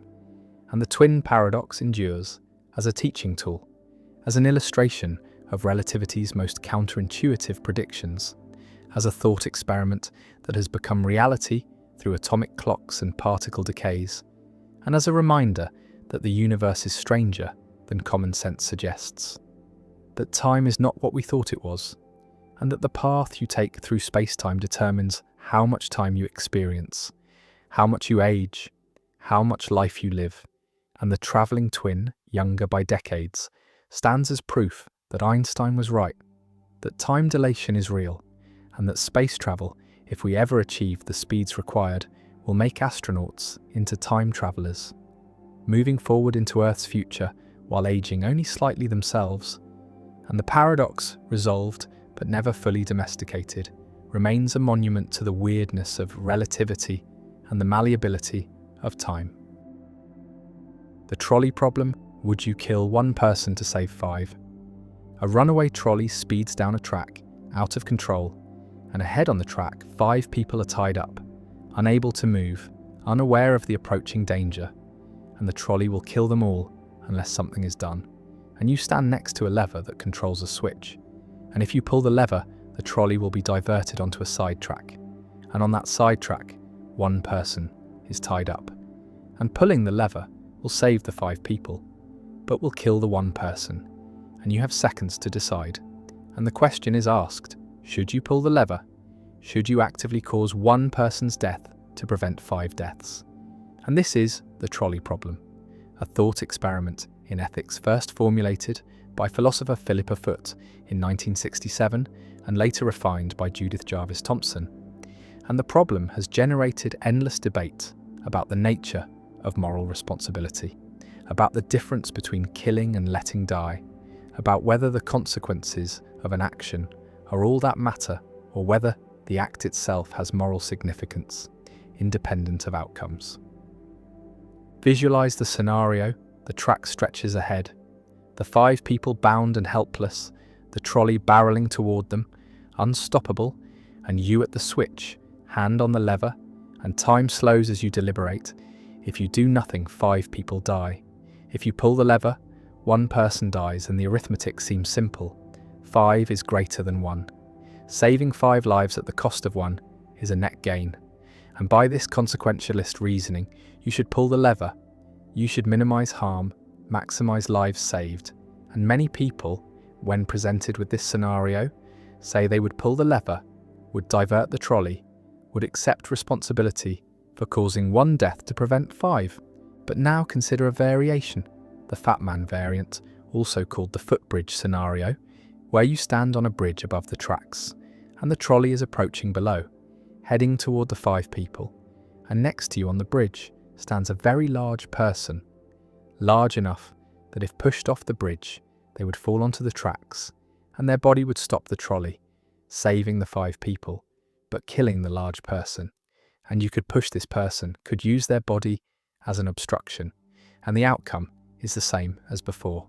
5 people saved, 1 person killed, and yet when presented with this scenario, most people say they would not push, would not use the large person as a means to stop the trolley, even though the consequences are identical to the lever case. 5 saved, 1 killed, and this asymmetry, this difference in moral intuition between the 2 cases despite the same outcome, is what makes the trolley problem so philosophically interesting. It reveals that our moral judgments are not based purely on consequences, not purely on maximizing lives saved, but also on how those lives are saved, on whether the harm is direct or indirect, on whether someone is used as a means or merely affected as a side effect. The distinction involves the doctrine of double effect, a principle in ethics that says there is a moral difference between intending harm as a means to an end versus foreseeing harm as an unintended side effect. In the lever case, pulling the lever is intended to divert the trolley, and the death of the 1 person is a foreseen but unintended side effect. The 1 person dies because they happen to be on the diverted track, but their death is not the means by which the 5 are saved. The means is the diversion itself, whereas in the Fat Man case, pushing the person is intended precisely to use their body to stop the trolley. Their death is the means by which the 5 are saved, and this makes the act feel more like murder, more like using a person as a tool. And the doctrine of double effect says that intending harm as a means is morally worse than foreseeing harm as a side effect, even if the outcomes are identical. Critics argue that this distinction is spurious, that consequences are what matter, that if 5 lives are saved and 1 life is lost, the moral calculus is the same, regardless of how the result is achieved, and utilitarians, who judge actions by their consequences, say that both pulling the lever and pushing the large person are morally required if they maximize overall welfare, and any moral theory that forbids saving 5 lives to avoid directly causing 1 death is absurd, is giving too much weight to squeamishness or moral intuitions that evolved in contexts very different from modern ethical dilemmas. But defenders of deontological ethics, ethics based on duties and rules rather than consequences, argue that people have rights, that using someone as a means without their consent violates their dignity, that not all ways of achieving good outcomes are permissible, and that the fat man case is wrong precisely because it treats the large person as a mere tool, as an object to be sacrificed for the greater good. And this violates the Kantian principle that people are ends in themselves, never merely means. The trolley problem also raises questions about moral responsibility and causation, because in the lever case, you cause the death of the one person by pulling the lever, you redirect the trolley, but in the do-nothing case, you do not cause the death of the 5 people. The trolley causes their deaths, and you merely fail to prevent it. And some moral theories distinguish between killing and letting die, between acts and omissions, and say that killing is worse than letting die, that actively causing harm carries more moral weight than passively allowing harm. And by this reasoning, pulling the lever might be wrong because it involves killing, whereas doing nothing involves only letting die. But this asymmetry is controversial. Many philosophers argue that there is no deep moral difference between killing and letting die, that if you can prevent 5 deaths at the cost of 1 death, you should do so, regardless of whether the mechanism involves action or inaction. Visualize standing at the lever, frozen by indecision, the trolley approaching, the seconds ticking away, and your mind races through arguments, through principles, through gut reactions, and different moral frameworks give different answers. Consequentialism says pull, deontology says maybe not. Virtue ethics asks what a virtuous person would do, and the answer is not obvious, depends on which virtues are relevant: courage, compassion, respect for autonomy, and the problem reveals that our moral intuitions are not consistent, not unified by a single principle, but are a patchwork of different considerations, different values that sometimes conflict. And in hard cases like the trolley problem, these conflicts become explicit, become impossible to ignore, and we must choose which principle to prioritize, which value to uphold. And there is no algorithm, no formula that tells us the right answer, only judgment, only the difficult work of weighing competing considerations and making a choice we can live with. The trolley problem has been studied empirically. Psychologists have presented it to thousands of subjects, measuring their responses, looking for patterns, and the results confirm that most people distinguish between the lever and the fat man cases. Most would pull the lever, but not push the fat man. And brain imaging studies suggest that different parts of the brain are involved. The lever case activates regions associated with reasoning and calculation, while the fat man case activates regions associated with emotion and social cognition. And this suggests that our moral judgments involve both rational deliberation and emotional response, both utilitarian calculation and deontological intuition, and different scenarios trigger different systems. And the tension between these systems is what makes moral dilemmas difficult. What makes them dilemmas? Cases where no answer satisfies all our moral intuitions, where any choice involves sacrifice, involves accepting consequences or violating principles, and the trolley problem, artificial as it is, captures this structure, this irreducible difficulty that characterizes real moral life. The trolley speeds on, the people lie helpless, the lever waits, and the choice must be made: pull or don't pull, act or refrain, and the problem offers no comfort, no easy answer, only the recognition that morality is hard, that lives are at stake, that our choices matter, and that sometimes there is no right answer, only answers that feel less wrong. And the trolley problem endures, not because it resembles real dilemmas we face, but because it distills the structure of moral conflict, because it forces explicit the trade-offs we usually avoid, and because it reminds us that ethics is not a set of rules to be followed mechanically, but a practice requiring judgment, requiring courage, requiring the willingness to make difficult choices and accept responsibility for their consequences. And the trolley rolls, and the lever waits, and the question persists. The voting paradox, when adding voters changes winners, impossibly. An election occurs, 3 candidates compete, and voters rank the candidates according to their preferences, and the votes are counted, and candidate A wins, receives the most support, is the clear winner.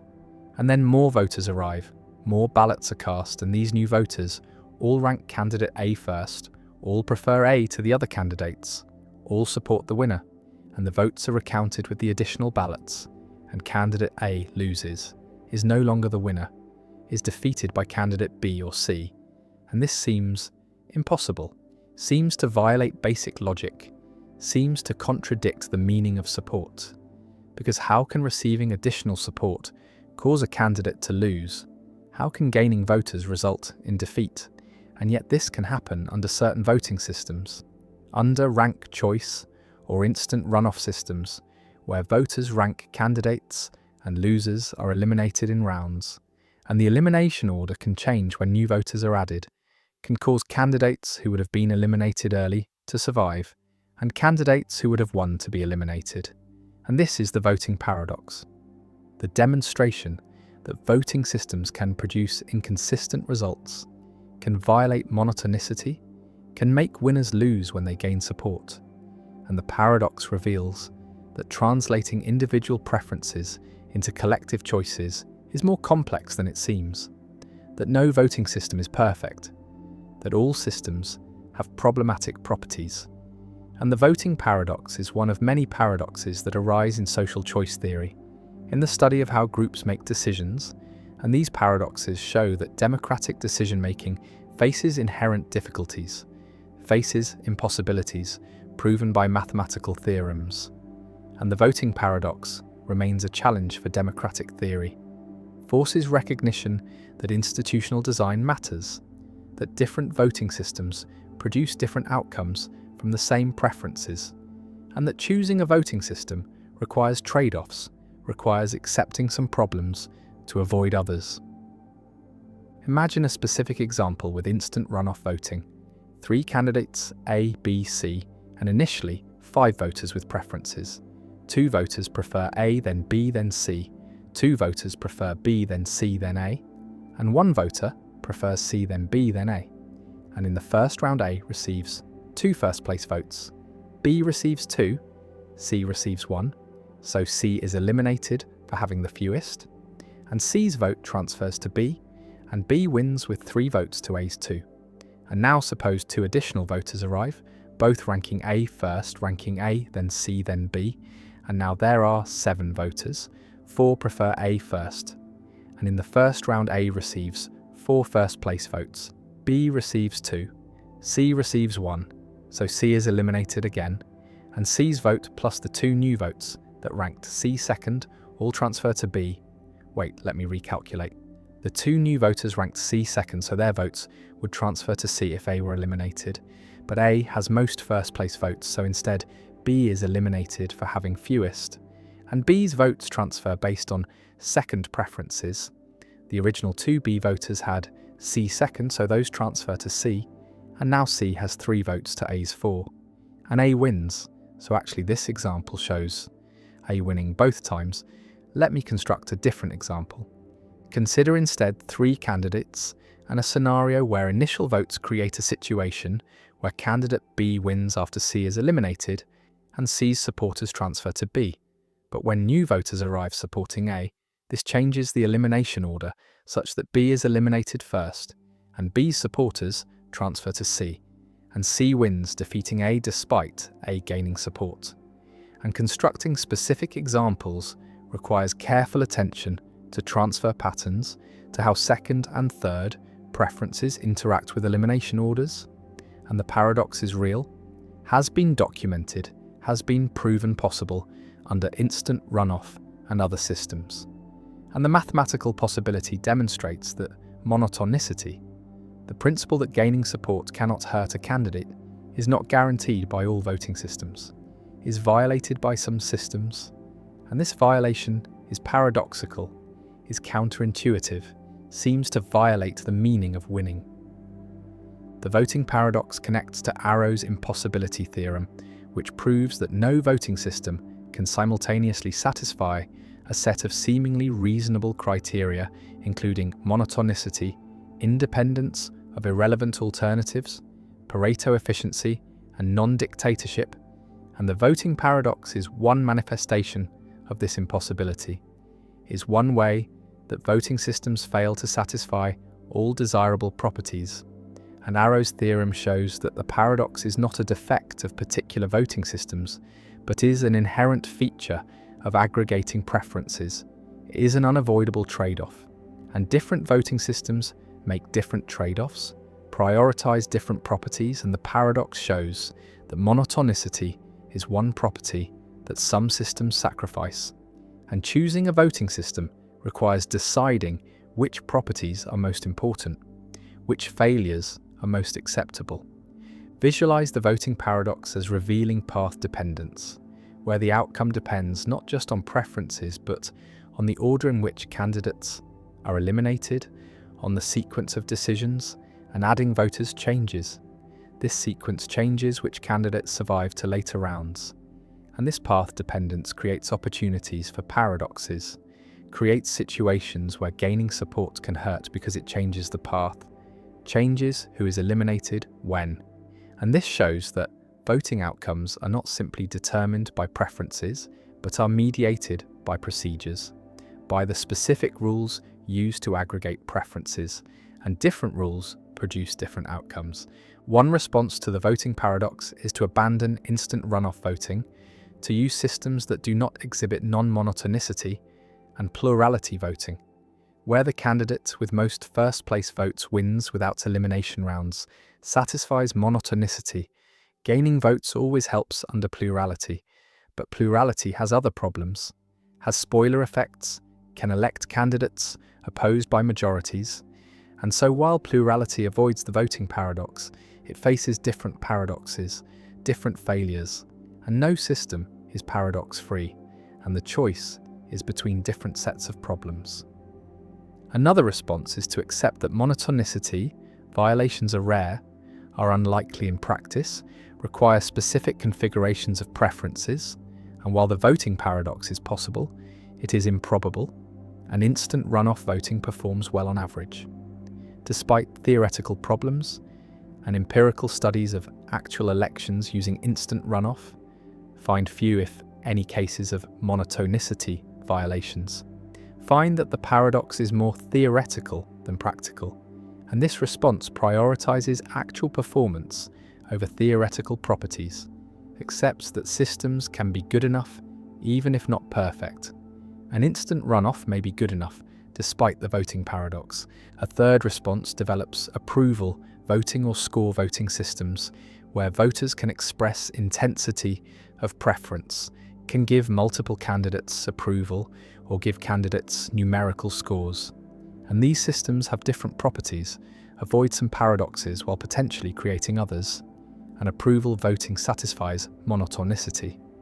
Gaining approval always helps, but approval voting faces strategic voting problems. Voters must decide which candidates to approve. An optimal strategy depends on expectations about others' votes, and this strategic complexity is a different kind of problem, and no system eliminates all difficulties. The voting paradox also raises questions about the meaning of winning, about what it means for a candidate to have majority support, and the paradox shows that winning is system relative, is defined by the voting rules, and different rules define winning differently. And a candidate can be a winner under one system and a loser under another, even with the same preferences. And this challenges the idea that elections reveal a determinate will of the people, suggests that collective will is constructed by voting procedures rather than simply discovered, and different procedures construct different collective wills. And this has implications for democratic legitimacy, for understanding what elections achieve. And some argue that the paradox undermines electoral legitimacy, shows that election outcomes are arbitrary, are dependent on rules rather than reflecting genuine popular preferences, while others argue that the paradox shows only that rule choice matters, that democracy requires choosing rules wisely, but that elections can still be legitimate, even if different rules would produce different outcomes. The election is held, votes are counted, and candidate A wins, and more votes arrive supporting A, and votes are recounted, and A loses, and the paradox emerges, impossible but real, proven but counterintuitive, and the voting paradox stands as one of many paradoxes. In social choice theory, stands as evidence that aggregating preferences is complex, is not simply a matter of counting, but involves trade-offs, involves accepting some problems to avoid others. And the paradox shows that no voting system is perfect, that Arrow's impossibility theorem is not merely theoretical, but has practical manifestations, and the voting paradox remains relevant for democratic design, for choosing electoral systems, for understanding the limits of voting, and the paradox endures. The two-envelope paradox. A game is presented, two sealed envelopes sit before you, each containing money, and you are told that one envelope contains twice as much money as the other, but you do not know which is which, and you're allowed to choose one envelope, open it, examine the amount inside, and then decide whether to keep it or switch to the other envelope. And this simple setup leads to a paradox that has puzzled decision theorists and mathematicians for decades, because the reasoning seems to suggest you should always switch envelopes, no matter what amount you find. And yet this conclusion is absurd because switching cannot systematically improve your outcome in a symmetric situation. Suppose you open your envelope and find $100 inside, and now you reason as follows. The other envelope contains either $50 or $200, each with equal probability, and so the expected value of switching is the average of those two amounts, which is $125, more than the $100 you currently have, and therefore you should switch. But this reasoning applies no matter what amount you find in the first envelope, whether it is $10 or $1 million. And so it seems you should always switch, but this cannot be right because before opening any envelope, the two envelopes are symmetric. Neither is better than the other, and so there cannot be a strategy that consistently favors one over the other. The paradox reveals a subtle error in the reasoning. The mistake lies in the assumption that the other envelope is equally likely to contain half or double the amount in the first envelope, because this treats the two possibilities as symmetric when they are not. If the two envelope amounts were determined in advance, say $50 and $100, then finding $100 in the first envelope tells you with certainty that the other contains 50, not that it might contain 200, and the probability calculation breaks down because it fails to account for the constraints imposed by the setup.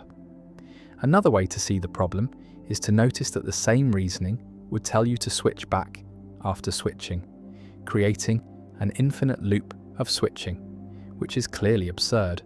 And this shows that something is wrong with the expected value calculation, though pinpointing exactly what is wrong has led to extensive debate. Some argue that the paradox arises from improper use of probability in cases where the amounts are determined but unknown, that assigning equal probability to the two possibilities is not justified without more information about how the amounts were chosen. Others point to issues with unbounded utility, suggesting that if there is no upper limit on how much money the envelopes might contain, then expected value calculations can behave strangely and lead to paradoxes. The two-envelope paradox also appears in game theory and economics, where it illustrates the danger of reasoning about probabilities without carefully specifying the underlying probability distribution, and it connects to broader puzzles about decision-making under uncertainty, such as the St. Petersburg paradox and the principle of indifference. Some versions of the paradox introduce additional twists. Suppose you open one envelope, see the amount, and are then allowed to pay a small fee to switch. Would it be rational to pay? And how much would you be willing to pay? And these variations expose tensions between different decision theories, between evidential and causal reasoning, between maximizing expected value and following dominance principles. The paradox remains a teaching tool in probability and decision theory, a cautionary tale about the risks of applying mathematical reasoning mechanically without understanding the full structure of the problem, and it reminds us that even simple games with clear rules can generate confusion when probabilities and expectations are involved. That intuition is an unreliable guide in matters of chance, and that the formalism of mathematics, while powerful, must be applied with care to avoid generating conclusions that seem compelling but are ultimately incoherent. And the two envelopes sit there, sealed and symmetrical, each containing money, and the temptation to switch, to reason that the other must be better, to calculate expected values and probabilities, leads into a trap from which logic alone struggles to escape. The tragedy of the commons: why shared resources destroy themselves. A village shares a common pasture, open to all herders, and each herder can graze their animals freely, can use the resource without restriction, and each herder reasons individually, calculates privately that adding one more animal to their herd brings them full benefit, brings them more milk and meat and wealth, while the cost of overgrazing is shared among all herders, is distributed across the community, and so each herder gains fully from expansion but pays only a fraction of the cost. And this asymmetry, this structure of incentives, drives each rational herder to add more animals, to maximize their individual benefit, and every herder reasons this way. Every herder expands their herd, and the commons becomes overgrazed, becomes depleted, becomes destroyed. And what was a productive shared resource becomes barren, becomes useless to everyone. And this is the tragedy of the commons, described by Garrett Hardin in 1968, a pattern where individually rational decisions lead to collective disaster, where the pursuit of self-interest in using shared resources results in the destruction of those resources. And the tragedy applies not just to grazing pastures, but to fisheries that are overfished, to aquifers that are depleted, to atmospheres that are polluted, to any shared resource where individual benefits are private but costs are collective. And the tragedy reveals a fundamental problem in resource management, shows that voluntary restraint is insufficient, shows that without collective governance, shared resources tend toward destruction, and solving the tragedy requires institutions, requires mechanisms that align individual incentives with collective sustainability. Imagine the herder's calculation more precisely. The commons can sustain a certain number of animals, and beyond that capacity, the pasture degrades, produces less grass, supports fewer animals, and when operating below capacity, each additional animal brings net benefit to its owner without significant cost to others. But when operating at or above capacity, each additional animal brings benefit to its owner while imposing costs on all herders through degradation. And the individual herder receives the full benefit, receives all the milk and meat from their additional animal, but pays only their proportional share of the degradation cost. And if there are 10 herders, then each pays 1/10 of the degradation cost. And so the individual benefit exceeds the individual cost, even when the collective cost exceeds the collective benefit. And this creates the incentive structure that drives the tragedy, that makes it individually rational to add animals even when doing so harms the collective. And every herder faces this incentive. Every herder adds animals, and the commons collapses under the weight of rational individual decisions. The tragedy of the commons demonstrates the difference between individual and collective rationality, shows that actions can be rational from an individual perspective, while being disastrous from a collective perspective. And this divergence is the core of the tragedy, is what makes the situation tragic rather than merely unfortunate. And the tragedy is not caused by irrationality or malice, but by rational pursuit of self-interest, in a context where individual and collective interests misalign.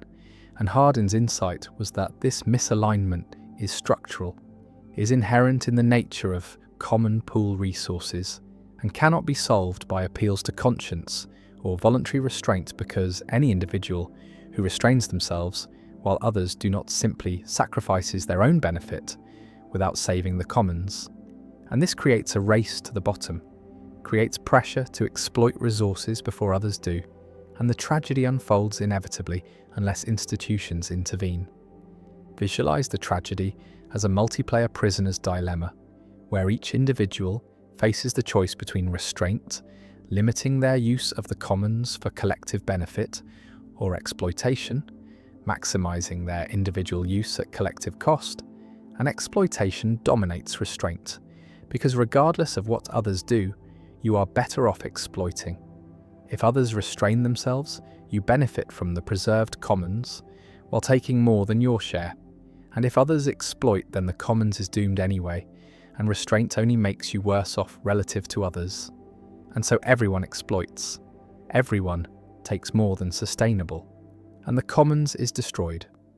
And this structure shows that the tragedy is a coordination problem, is a failure to achieve collective action, and solving it requires changing the incentive structure, requires making restraint individually rational, and this can be achieved through various mechanisms, through private property that internalizes costs, through regulation that enforces limits, through community management that creates monitoring and sanctions, through taxation that makes exploitation costly. One response to the tragedy is privatization, converting commons into private property, assigning ownership to individuals who then bear the full costs and benefits of their decisions. And private owners have incentive to manage sustainably because degradation reduces the value of their property. And this aligns individual and collective interests, makes conservation individually rational. And historical examples exist of commons being enclosed, being divided into private parcels. And while enclosure solves the tragedy, it raises questions of justice, of how property is assigned, of what happens to those who lose access.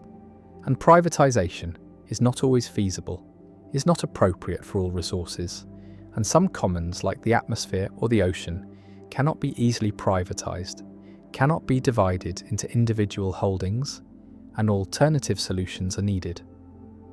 Another response is regulation, government intervention that imposes limits on use, that enforces sustainable practices through monitoring and penalties, and regulation can solve the tragedy by making exploitation illegal, by removing the incentive to overuse, and examples include fishing quotas, emission limits, grazing restrictions, and regulations can be effective when enforcement is strong, when violations are detected and punished, but regulation faces challenges, requires accurate information about sustainable use levels, requires political will to enforce, requires resistance to lobbying from those who benefit from exploitation, and regulations can be captured, can be weakened or undermined, and the tragedy can re-emerge if enforcement fails.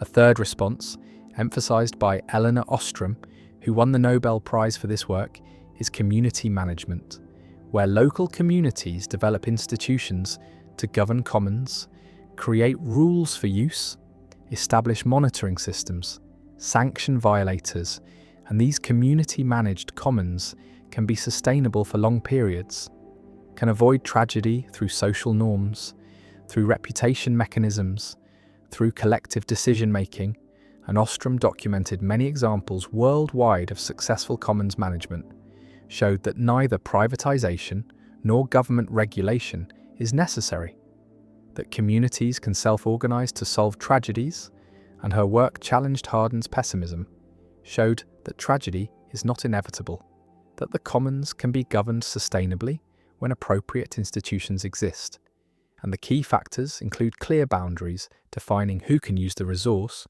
rules matched to local conditions, participation in rule-making by those affected, monitoring by accountable monitors, graduated sanctions for violations, conflict resolution mechanisms, and recognition of rights to organize by external authorities. The tragedy also applies to global commons, to resources that transcend local or national boundaries. And climate change is the paradigmatic example. The atmosphere is a global commons, and each nation benefits from emitting greenhouse gases, benefits from economic activity that produces emissions, while the costs of climate change are distributed globally, are borne by all nations. And this creates the tragedy structure, makes it individually rational for each nation to emit even when collective emissions drive catastrophic change. And solving this global tragedy requires international cooperation, requires agreements that bind nations to reduce emissions, requires mechanisms for enforcement and monitoring, and achieving such cooperation is extraordinarily difficult, requires overcoming free rider problems, requires building trust among nations with divergent interests, and the failure to adequately address climate change demonstrates the difficulty of solving tragedies at global scale, shows that the larger the commons and the more diverse the users, the harder it is to achieve collective governance. The tragedy also has temporal dimensions, affects intergenerational equity, because current overuse depletes resources for future generations, and future people cannot participate in current decisions, cannot bargain or negotiate, cannot protect their interests. And this creates an asymmetry where present benefits come at future costs, and market mechanisms and democratic processes are biased toward the present, give insufficient weight to future generations. And avoiding intergenerational tragedy requires institutional commitment to sustainability, requires valuing future welfare, requires resisting the temptation to consume resources now at the expense of those not yet born, and this is perhaps the deepest tragedy, that future people cannot defend themselves against present exploitation. The commons continues to degrade, the herders continue to add animals, the pasture becomes barren, and the tragedy unfolds, driven by rational individual decisions, driven by the misalignment of individual and collective interests, and every herder suffers, loses their livelihood, destroys what sustained them, and the tragedy remains one of the most important concepts in environmental and resource economics, remains a framework for understanding why shared resources are vulnerable, why voluntary restraint is insufficient, why institutions matter, and the tragedy applies to fisheries emptied, to aquifers drained, to forests cleared, to atmospheres polluted, and avoiding tragedy requires collective action, requires governance that aligns incentives, requires institutions that make sustainability individually rational. And without such institutions, the commons tends toward destruction, and the tragedy of the commons endures as a permanent warning about the limits of individual rationality, about the need for collective governance, and about the structural challenges in managing shared resources. The third man argument, why Plato's theory spawns infinite forms. A philosopher named Aristotle attacks his teacher, Plato's theory of forms, attacks the idea that universal properties like tallness or humanity exist as perfect eternal forms in a separate realm, and Aristotle constructs a devastating objection, an argument that shows Plato's theory generates an infinite regress, creates an endless multiplication of forms, and the argument is called the third man argument, named after an example involving men, and the argument goes as follows. Plato says that multiple tall men are tall because they participate in the form of tallness. They resemble the form. They share something with the eternal perfect tall. And now Aristotle asks, if multiple men and the form of man are all men in some sense, then what explains their similarity? What makes them all instances of manhood? And Plato's theory requires positing another form, a second form of man that the first form and the particular men all participate in, and this second form explains why the first form and the particulars are all men, but now we have the second form and the particular men and the first form, and these are all men, and what explains their similarity?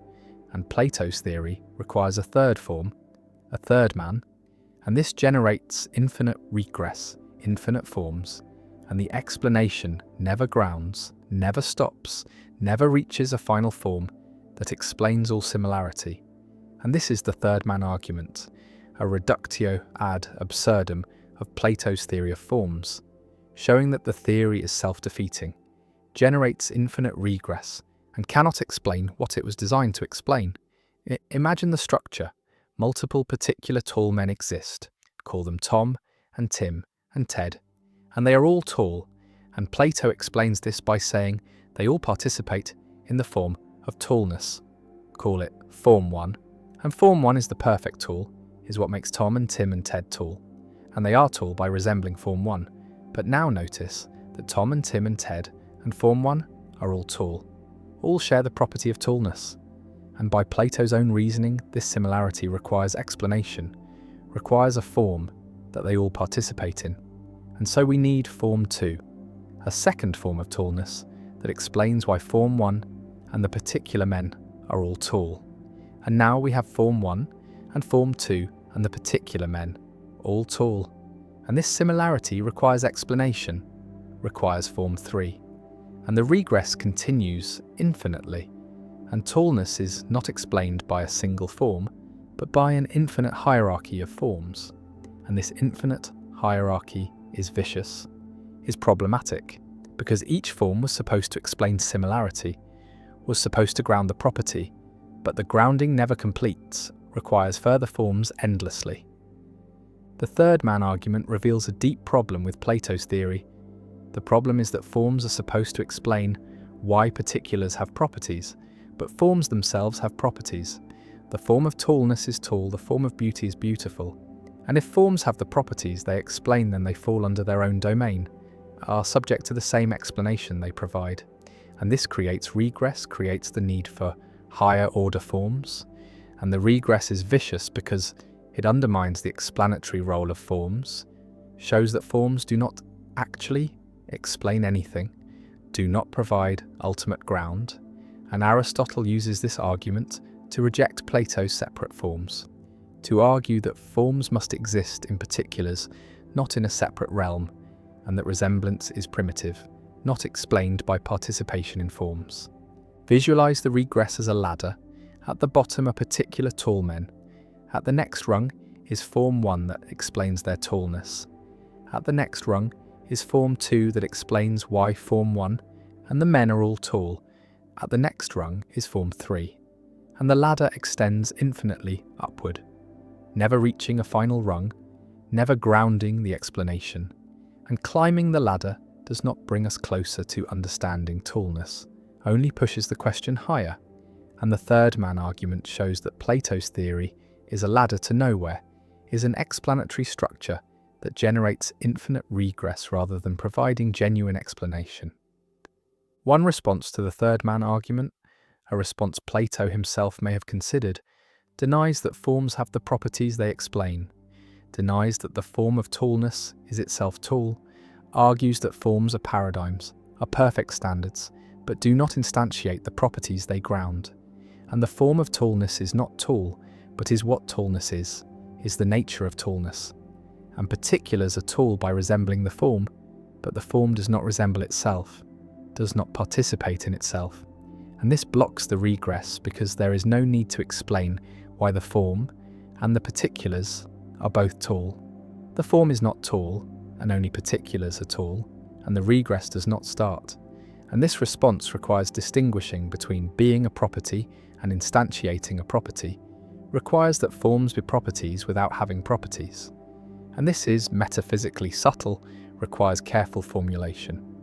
Another response accepts that forms instantiate themselves, accepts that the form of tallness is tall, but denies that this requires further explanation, denies that the form and particulars being tall needs to be explained by a higher form, argues that the form is self-explanatory, is the ground of tallness, and the fact that the form is tall is not a further fact requiring explanation, but is constitutive of what the form is, and this response blocks the regress by denying the premise that all similarity requires explanation, allows that some similarity is primitive, is not explained by further forms, and the form of tallness being tall is primitive, grounds other tallness, but does not itself need grounding.